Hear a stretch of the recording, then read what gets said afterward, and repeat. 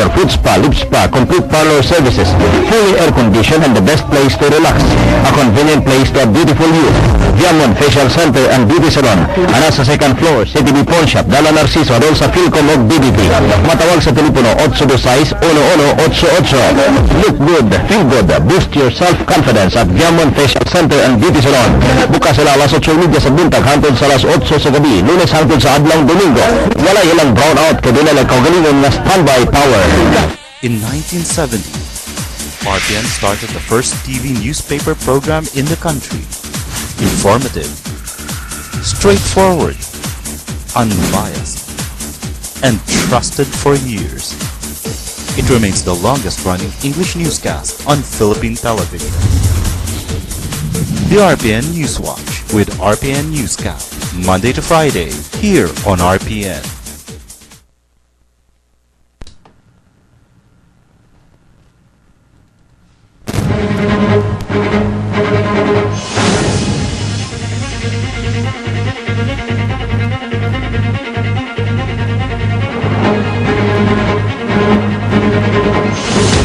Magagagsonan maayong pagpaminaw kanatong tanan.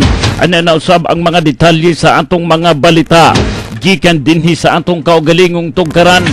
Gikan sa Metro Manila gubang bahin sa atong nasod. Apil ng mga detalye sa mga balita. Gikan sa langyaw nga lapyahan niining adlaw karon nga Miyerkules Pebrero 13 tuig 2013. Una sa mga impormasyon dinhi sa atong kaugalingong tungkaran, mga kaigsuonan nagpadayon karon ang gilusad nga investigasyon sa mga tinugyanan sa BGMP ug mga tinugyanan usab sa Philippine National Police. Naglambigit kini sa pagkasikop ug pagkaakto sa duha ka mga binilanggo sa Dormitory 1 sa BGMP District Jail sa Surigao del Norte.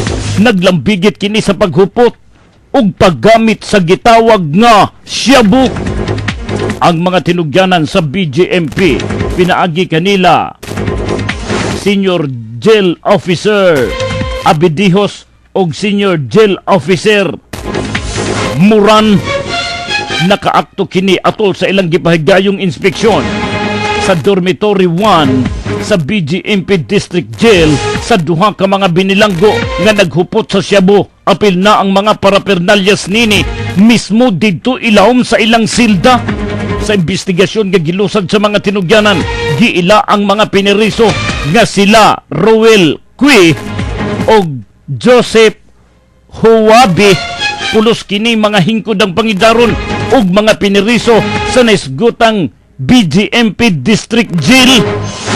Giturn over dito sa crime laboratory ang naisgutang mga nakumpiskar nga mga ebidensya ug ang duha ka mga binilanggo aron kini mo pailawom sa drug test. Wala pa gipagawas nga resultado sa naisgutang examination sa duha ka mga piniriso. Samtang giandam na usab ang pagpasakaw kaso batok na sa duha ka mga piniriso aron prisuhon gumikan sa laing kaso nga ilang giatubang. Saon man na ang mga piniriso pailan og kaso aron prisuhon. Padayon sa atong mga impormasyon sa nagpadayon karon nga implementation mga kaigsonan sa Philippine National Police ug sa Commission on Election sa Ganban sa tibuok lalawigan sa Surigao del Norte. Ang mga tinugyanan usab sa Philippine National Police didto sa lungsod sa Taganaan nakasikop kini sa usa ka suspitsado sa paghupot og gitawag nga sumpak niadtong nakalabay Pebrero 11. Ang grupo ni Police Inspector Margarito Umiga, ang hipi sa kapulisan sa lungsod sa Taganaan, nakasikop kini sa usa ka Nathaniel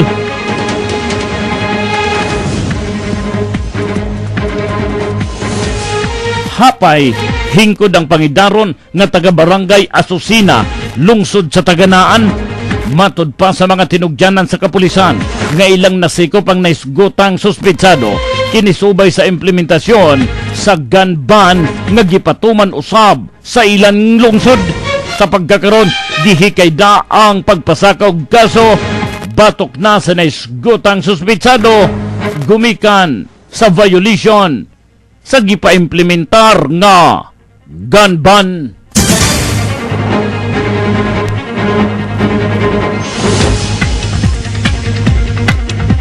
Padayon sa atong mga impormasyon, dinhighapon sa atong kaugalingong tungkaran, mga kaigsunan gipahibalo karon sa kudumalahan sa Sorneco sa pagpangulo ni General Manager Engineer Danny J. Escalante ang naglambigit sa gikabalak ang masinatin o usab nato ang kakulangon sa supply sa kuryente niining bulan sa Pebrero tuig 2013. Matod pa ni GM Danny Escalante nga nagpabilin gihapon nga nakasinati kita og krisis sa kuryente nining bulana bisan pa man nga adunay pipila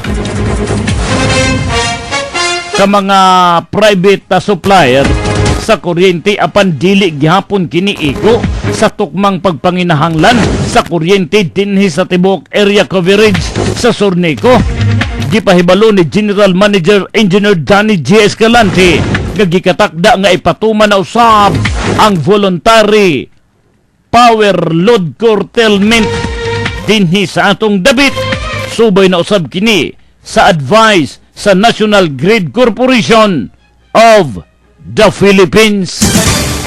Nanawagan karon ang pamilya nga pakanyor nga iabanti na ang investigasyon sa mga tinugyanan sa kapulisan aron makabot ang hustisya para kang Ginelito. Mga kaigsuonan hangtod sa pagkakaroon, wala paggihapoy gipagawas ang Philippine National Police sa pagpangulo ni Superintendent Joseph Nohara.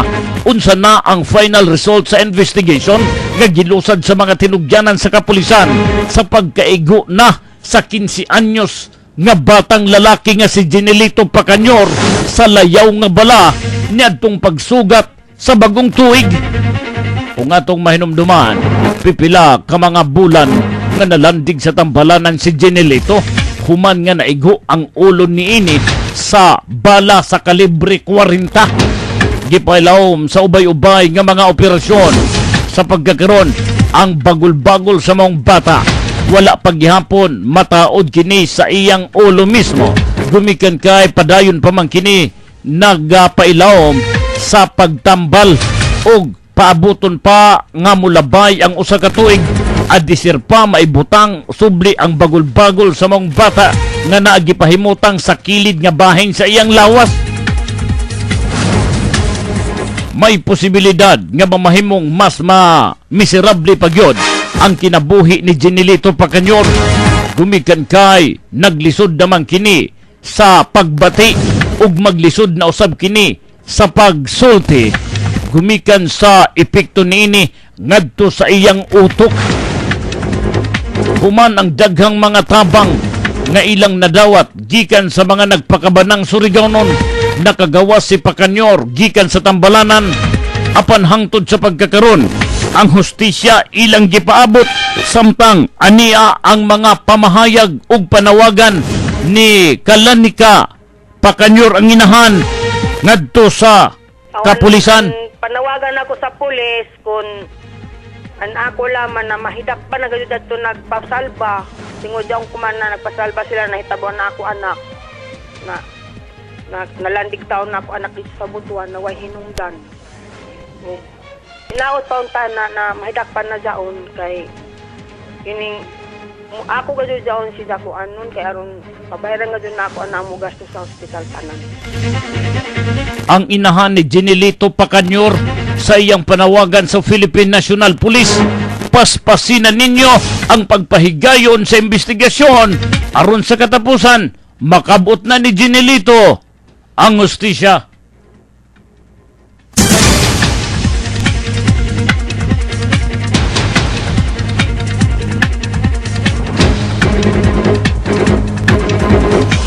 Minutos mga kaigsunan ang nakalabay sa alas 7 ang takna sa buntag. Sa laing impormasyon nga atong pagaluwatan, gikatakda mga kaigsunan alas 2 kapin kung kulang ang takna sa kahaponon karong adlaw, Pebrero 13. Ipahigayon ang annual council meeting and court of honor sa Boy Scout of the Philippines Surigao del Norte chapter. ang naisgutang kalihukan ipahigayon kini diha sa may Provincial Convention Center, Capitol Compound ning atong dakbayan sa Surigao. Sa naisgutang kalihukan, gilauman ang presensya sa Council Chairman nga si Governor Sol F. Matugas. Gilauman usab ang presensya sa duha ka mga kongresista nga sila Congressman Lalo Matugas o Congressman June Romarati. Sa naisgutang kalihukan ug ang uban pang mga opisyal sa Boy Scout of the Philippines Surigao del Norte Chapter. Sa impormasyon nga nakuha, gipadayag nga usa sa mga katuyuan sa naisgutang kalihukan mao ang pag-agni sa atong mga ginikanan, hatagan ug kahigayunan ang ilang mga anak nga mamahimong membro sa Boy Scout of the Philippines ug sila iingganyo alang sa scouting. Mubalik kami mga kaigsonan human sa mga pahinomdom. Ang Riverside Parts Master Incorporated na sa ilang bagong location sa Dalan, Burgos, ning atong syudad. Mahimo niyong tawagan sa telephone number 231-7478 or 826-3663. Mga produkto nga inyong mapalit, genuine, Makita Power Tools sama sa planer, drill, grinder, Triton Paints, construction supplies, angle bars, flat bars, GI pipes, automotive spare parts, Firefly electrical devices sama sa switches, bulbs ug outlets. Adto ang Riverside Parts Master Incorporated sa ilang bagong pwesto sa Dalan, Burgos ning syudad. Makahangyo ka o makabarato pagyod diha sa Riverside Parts Master Incorporated. Ang bagong pwesto sa WRM Aquarium and Pet Specialist na himutang sa Dalan Sarvida, Pantalan 1, Surigao City na maligya sa daghang klaseng pets sama sa aquarium fishes, albino mice, lovebirds, purebred and crossbred puppies, pet food ng Beef Pro, Pro Plan, Alpo, Pedigree ug Trusty. Kami abli matag adlaw because your hobby is our priority. Mga kababayan o mga kalalakian, anihan sa dakbayan sa Surigao ang modernong dapit sa pagpagwapa o pagpagwapo. Rebel Salon, kompleto sa hair, body and facial beauty. Bagong mga serbisyo ang ihatag kaninyo. Sama sa manicure with option on refluxo massage, pedicure with option on foot spa and refluxo massage, steam bath, hair rebonding, reflux and therapy, body healthy massage, body spa and bleaching beauty. Kanang klase sa facial treatment, uban ang kompleto ng laser machine. Uy, bugnet at yun ang lugar! Rebel Salon, best of Surigao City. Ug sa bagong pagdimala, anamay nutang sa City Hall Arcade. Tawag sa telepono 826-3792 sa inyong pakig-appointment. Come and visit at your convenience. New Rebel Salon.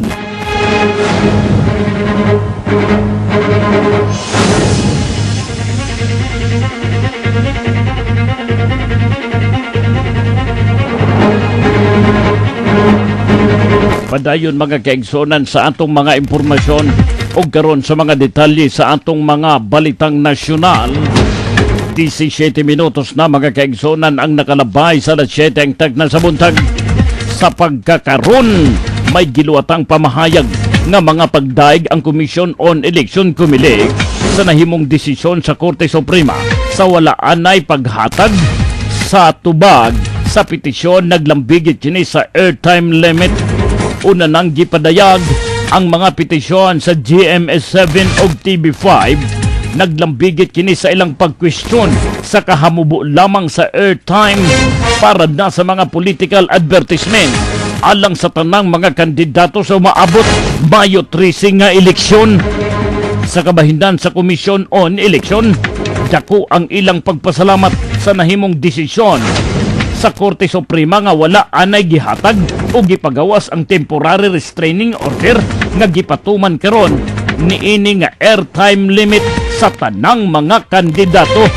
Sa usa ka giluwatang pamahayag ni Comelec Chairman Sixto Brillantes, ilang gikonsiderar nga usa ka good news ang naisgutang lakang sa labaw nga hukmanan. Sa pagkakaroon matud pa, ilan na usab nga gipangandam ang mas hugot nga pagpatuman nini Samtang ang komento nga gipangayo sa Korte Suprema ilan na usab gihanay o gikatakda kini nga ilan nang iduso sa Korte Suprema sa mosunod pipila ka mga adlaw base sa gipatuman nga airtime limit sa Commission on Election sa tanang mga kandidato.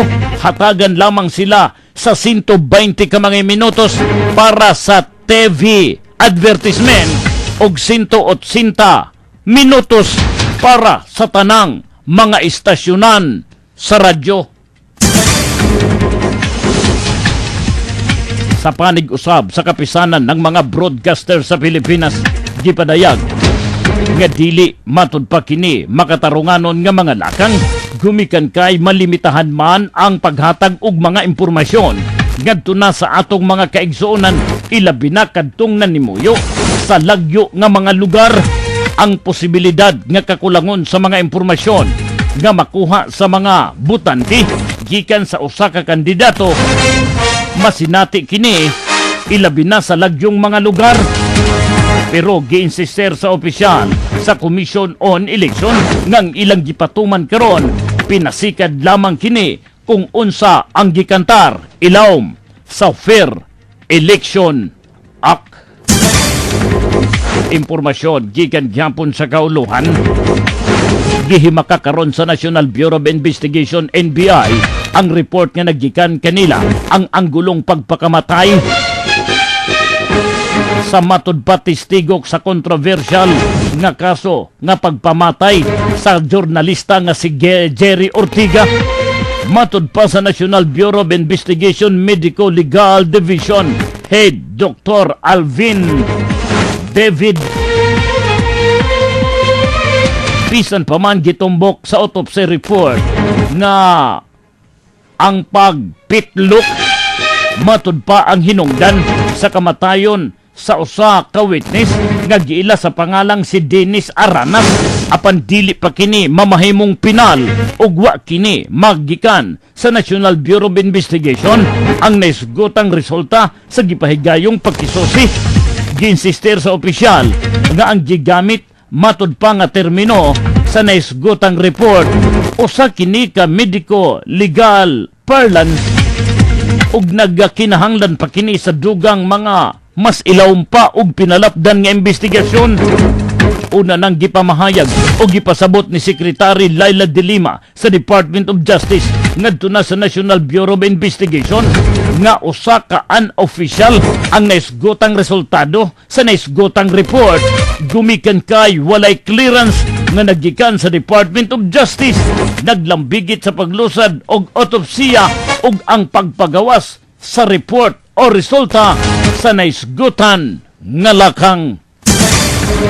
Magmisa sa katapusan nga higayon sa Ash Wednesday si Pope Benedict XVI sa pagkakaroon sa masanaadan nga inay adto lamang sa gamay nga simbahan himuon ang misa sa Santo Papa sa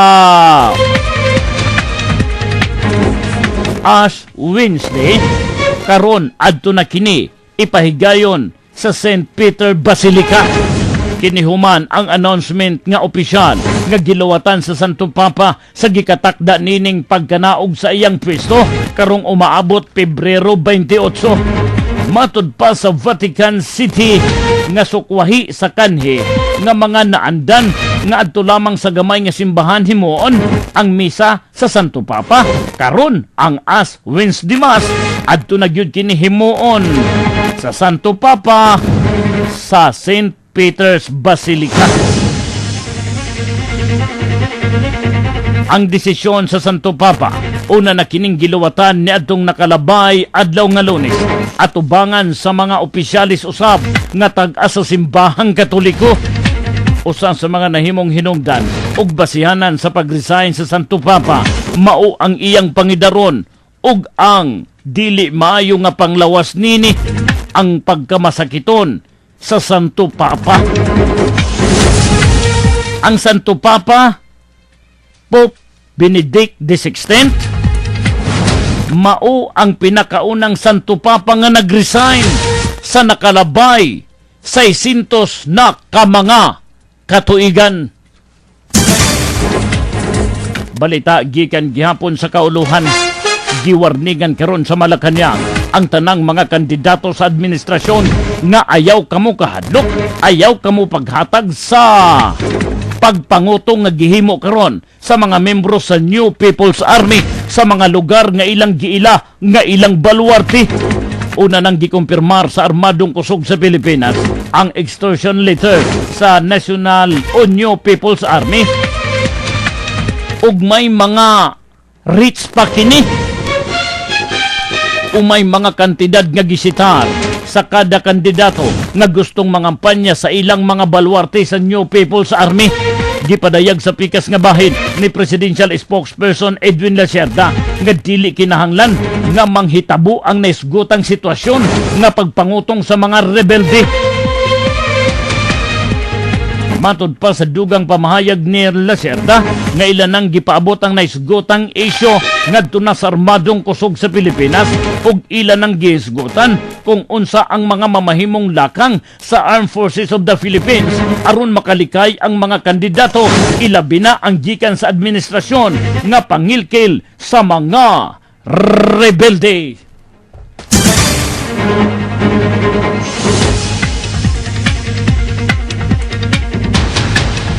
Sa pikas nga bahin, impormasyon gikan sa gawas sa nasod mga kaigsonan, may plane crash nga nahitabo didto sa West Africa.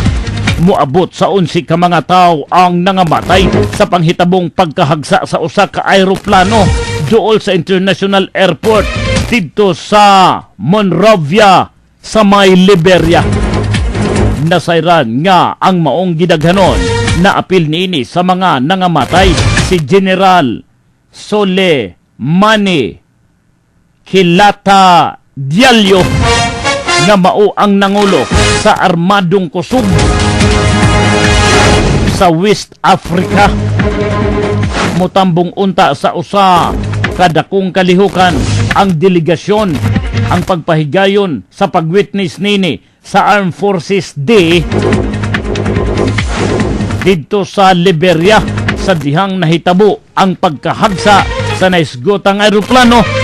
Wala pa gitumbok nga mga nahimong hinungdan sa naisgotang plane crash nga mipatay sa 11 ka mga biktima.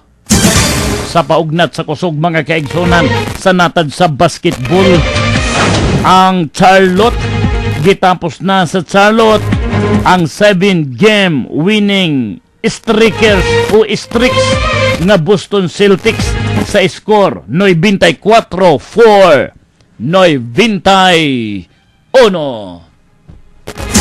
Ang musunod nga detalye sa mga impormasyon nga inyong mabati hatod ganato sa Rural Bank of Placer. Ang Bank of Placer mapagarbuhong mo serbisyo kaninyo sa pagpahulam sa pinakaubos nga interest ug mas dali paspas ang processing. Mupahulam sila aron ikapital sa ginagmay o dako nga negosyo o business loans. Ang collateral mahimong real estate, lupa nga residential, commercial o agricultural, chattel mortgage o mga sakyanan o makinarya. Mupahulam usab sila sa GSIS, SSS pensioners, OFW allotees o para sa salary loan, para sa individual loans, sikat loans o para sa grouping loans, barugan, agricultural loans o agrarian reform beneficiaries loans. Aduna sab sila'y gold savings sa pinaka makatarunganong interest. Bisitahi ang head office sa Bank of Placer. Mas luag, mas haduol kaninyo karon diha atbang sa Villa Corritos Subdivision, National Highway ning Dakbayan with telephone numbers 826-4135, 826-4100 o 232-6529. Bank of Placer, ang mabuyawanong bangko nga may parugan. Atong maminahon mga kaigsonan ang balita sa panahon, Pag-asa, maayong buntag. Mayong buntag o ring update sa lakas sa atong panahon para karon nga adlaw, Pebrero 13, ito'y 2013. Ang Northeast Monsoon magapadayon sa gihapon sa silangang bahin sa Luzon ug silangang Kabisayan. Ang Cagayan Valley ug kaprobinsyanan sa Aurora ug Quezon makaangkon sa mapanganuron nga lakat sa panahon ug may mahinay nga mga pag-ulan. Samtang uban nga bahin sa nasud may pagka mapanganuron lamang ug may mga isolated usab nga panalugdog o ulan ilabi na sa parting Bicol Region, silangang bahin sa Kabisayan, lakip ng Caraga Region ug Davao Region. Kasarangan ngadto sa makusog nga huyop sa hangin gikan sa Miana Silangan ang magapadayon sa Luzon ug silangang bahin sa Kabisayan. Ang kadagatan ini nga mga lugar kasarangan ngadto sa Baluron. Tauban nga bahin sa nasod, ang hangin mahinay ngadto sa kasarangan nga magahuyop sa gyapon gikan sa mihanang silangan o may malinawon ngadto sa kasarangan nga kadagatan. Amigo Jun na Arpon, nagareport sa Pag-asa Station. Buntag sa tanan. Salamat, sir.